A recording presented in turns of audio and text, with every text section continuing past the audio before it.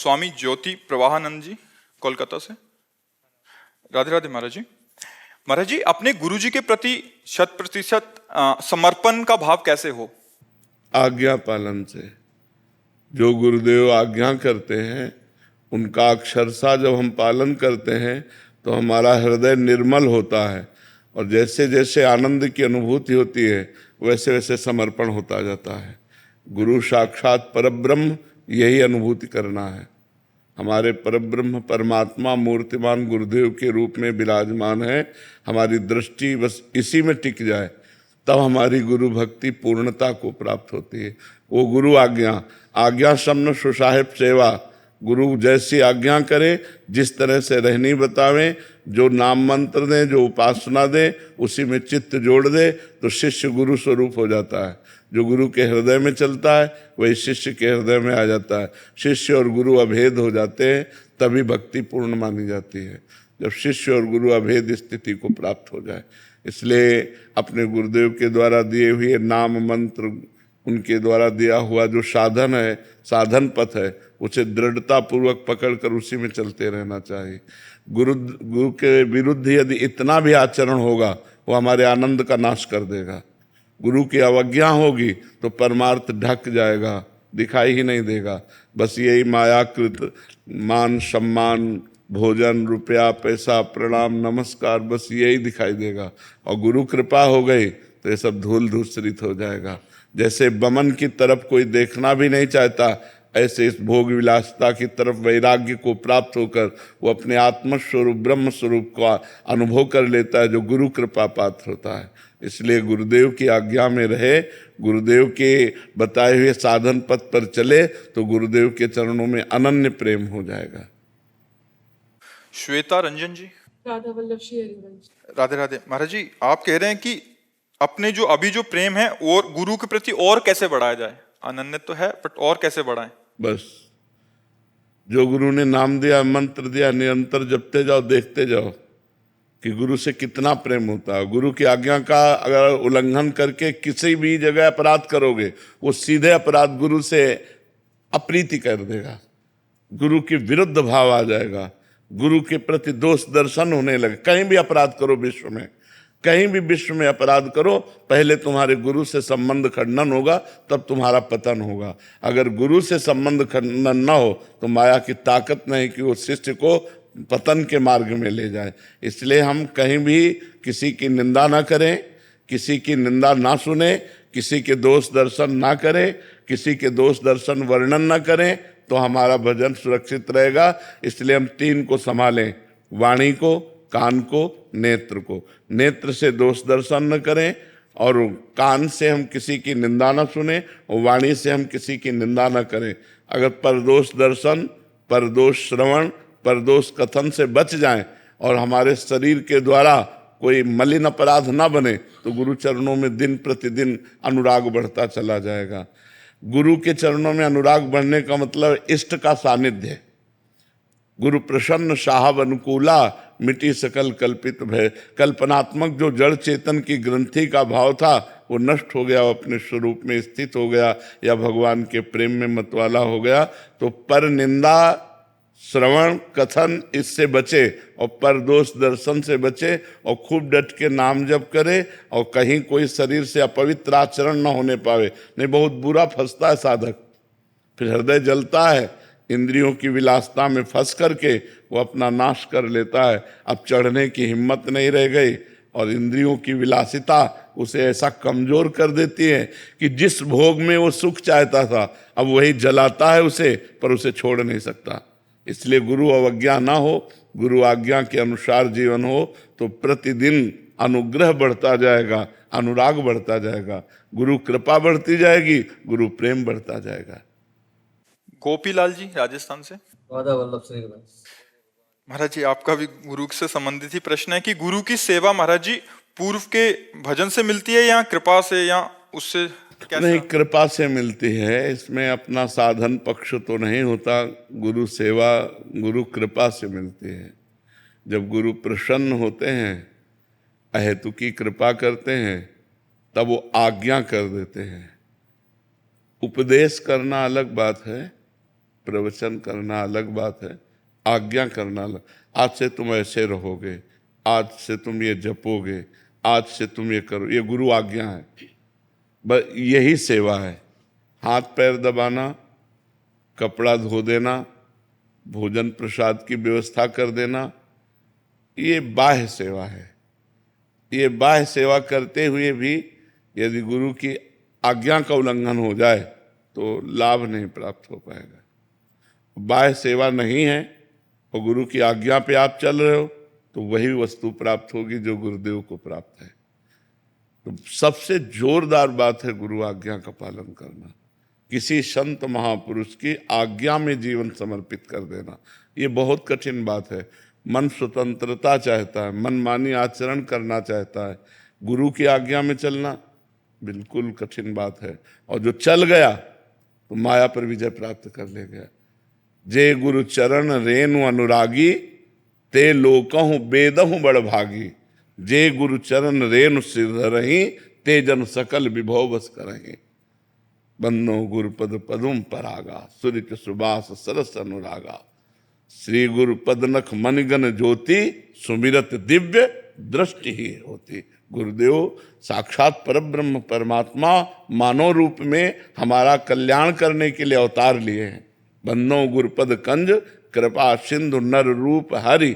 महामोह तम पुंज, जासु बचन रवि कर निकर। पर अपने गुरु में मनुष्य बुद्धि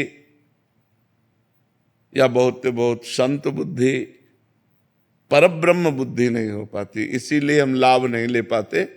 अगर ये कि हम जिसकी आराधना कर रहे हैं, जिस इष्ट को प्राप्त करना चाहते हैं, वही इष्ट मूर्तिमान गुरुदेव के रूप में विराजमान है।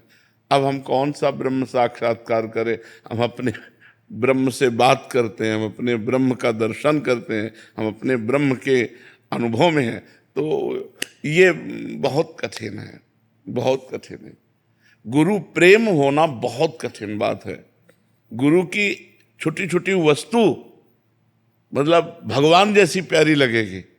बोले गुरु जी की पादुका है, ये गुरु जी की प्रसादी है, गुरु जी की प्रसादी, वो ऐसा लगेगा मानो भगवान मिल गए। एक बार हम कथा सुनाते हैं कि अमीर खुसरो जी हीरा जवाहरात का व्यापार करते थे, पर अपने गुरु के अनन्य भक्त थे। तो एक उन फकीर के पास जाते और कहते हमारी बेटी का ब्याह है, बाबा कुछ व्यवस्था कर दो।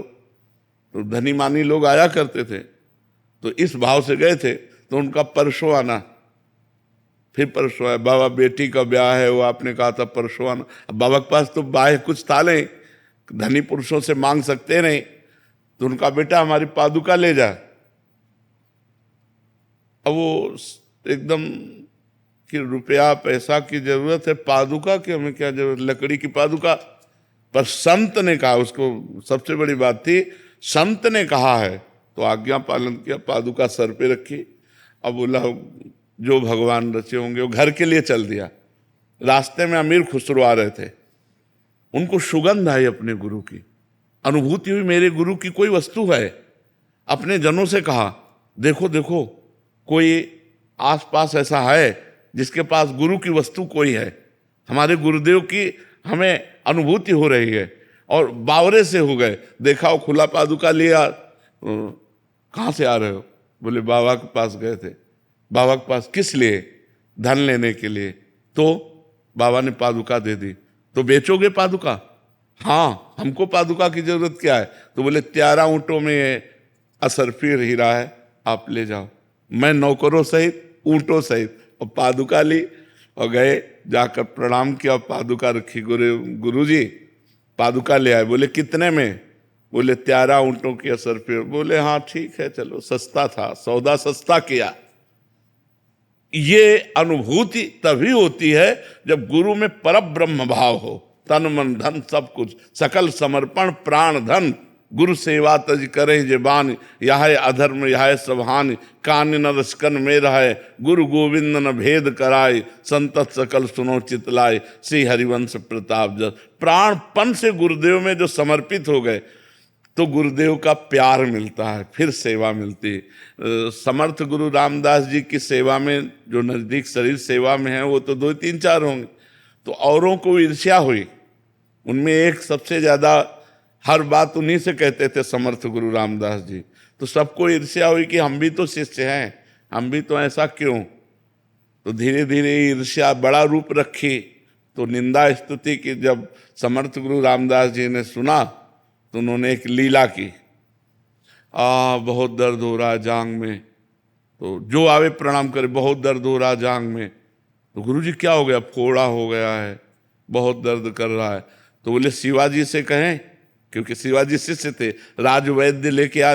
बोले राजवैद्यों से नहीं ठीक होगा, सब शिष्य एकत्रित हो। आज्ञा हुई, सब शिष्य एकत्रित। बोले जहरीला फोड़ा है और इसका मुंह यहाँ है, अगर मुंह लगाकर पूरा मवाद पी लिया जाए तो हमारा अभी ठीक हो जाएगा, लेकिन जो पिएगा वो मर जाएगा। खसकने लगे पीछे, मरने वाले शिष्य कोई नहीं, सब पीछे हट गए। वो जो शरीर सेवा में थे, वो उन्होंने कहा गुरुजी हमें आज्ञा हो तो ये सेवा हम कर दें। उनका हाँ आज्ञा है। उन्होंने हटाया कपड़ा और मुंह लगाया, बड़ा मीठा लगा, क्योंकि वो कलमी आम बना था और कुछ नहीं था। पूरा पूरा दबा दबा के पे बोले गुरुजी अगर रोज पीले को मिले तो अब जितने शिष्य थे वो सब अवाक रह गए। तो उन्होंने कहा देखा, ये सकल समर्पण प्राण, गुरु के लिए प्राण समर्पित है। अगर हम ये जहर पी लेते हैं, मवाद पी लेते हैं और गुरुजी अगर स्वस्थ हो जाते हैं तो मेरा मर जाना उचित है, गुरुजी स्वस्थ हो जाए। ऐसा समर्पण होना, ऐसा भाव होना बहुत कठिन बात है कि हमारे गुरुजी परब्रह्म परमात्मा है, हमारे गुरुजी सर्वस्व है। ऐसा भाव बहुत कठिन है, बहुत कठिन है। कुछ दे देना, कुछ प्रणाम नमस्कार कर लेना, खवा पिला देना, ये सब हो सकता है, लेकिन सकल समर्पण, प्राण धन सब कुछ गुरुदेव का, गुरुदेव की आज्ञा पर प्राण त्याग देना, ये बहुत कठिन बात है। बोले हमारे गुरुजी कहते हैं ऐसा, अब दूसरों से सलाह ले लें। अरे ऐसा कहीं होता है? अब बस खत्म खेलो, गुरु की बात किसी से नहीं। मेरे मालिक का हुक्म हुक्म है, ये जीवन आपके लिए समर्पित है, आप कहो अभी गला उतार दें, ऐसा। देखो, वस्तु की प्राप्ति के लिए समर्पण अत्यंत आवश्यक है। गुरु गोविंद सिंह जी ने पंच प्यारों की तैयारी की, अंदर ले जाते और फिर वहां से नाली से रक्त जैसा निकलता, वो रक्त था लेकिन रक्त जैसा निकलता। एक खड़ा हुआ, अंदर ले गए, खच्च से आवाज आई और नाली से खून निकला। उन्होंने देखा, और दूसरा खड़ा हुआ। 5 केवल पूरी लाखों की भीड़ में 5 खड़े हुए थे। फिर बाद में 5 को निकाल के लाए। बोले 1.25 लाख से 1 को लड़ाऊंगा। ये जो प्राण समर्पित किए हुए हैं, ये 1.25 लाख को परास्त कर सकते हैं। ऐसे महावीर जिन्होंने प्राणों को गुरु के लिए समर्पित कर दिया, वही विजय दिला सकते हैं। तो ऐसा प्रवचन कर लेना, प्रवचन सुन लेना, गुरु मान लेना, ये सब सरल बातें, लेकिन गुरु की मान लेना ये कठिन बात है। गुरु मानने वाले तो लाखों मिल जाएंगे, लेकिन गुरु की मानने वाले कोई बिरले ही होंगे जो गुरु आज्ञा पर चलते हैं कि नहीं, मेरे गुरुदेव का हुक्म है, मैं ऐसा नहीं कर सकता, ऐसा चलूंगा। और जो चलते हैं तो गुरुदेव की दूरी उनको समझ में नहीं आती। गुरुदेव हर समय नजदीक नजर आते हैं, ये हम आपको बता रहे हैं। गुरुदेव ऐसा नजर नहीं आता कि वृंदावन में बैठे हैं, ऐसा लगता है गुरुदेव हमारे मस्तिष्क पर बैठे हैं, गुरुदेव हमारे साथ हैं, गुरुदेव हमारे हृदय में बैठे हैं। जब हम गुरु आज्ञा पे चलते हैं तो हर समय गुरु सानिध्य का अनुभव होता है, तभी वो गुरु के चिंतन में अभेद हो जाता है।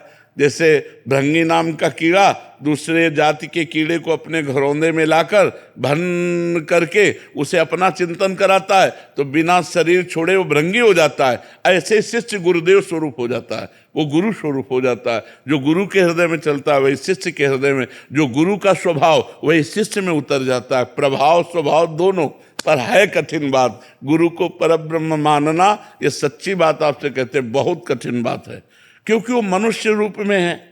हमको उनकी चेष्टाएं दिखाई देती हैं, हंसना खेलना बोलना। अब परब्रह्म स्वरूप थोड़ी देर बात अलग है, जब हम उनकी सेवा में रहेंगे तो हंसना खेलना बातचीत, तो एक मनुष्य रूप आ जाता है हमारे भाव में, बहुत अच्छे साधक रूप आ जाता है, या और उच्च कोटि का हुआ तो अच्छे संत रूप में आ जाता है। लेकिन गुरु साक्षात परब्रह्म, ये बहुत कठिन बात है। और ये आ गया तो मोक्ष रखा हुआ। मोक्ष मूलम गुरु कृपा, ध्यान मूलम गुरु मूर्ति, पूजा मूलम गुरु पदम, मंत्र मूलम गुरु वाक्यम, मोक्ष मूलम गुरु कृपा। अब उसको कौन सा मोक्ष चाहिए? गुरु कृपा से वो प्रसन्न हर समय भगवदानंद में डूबा रहता है।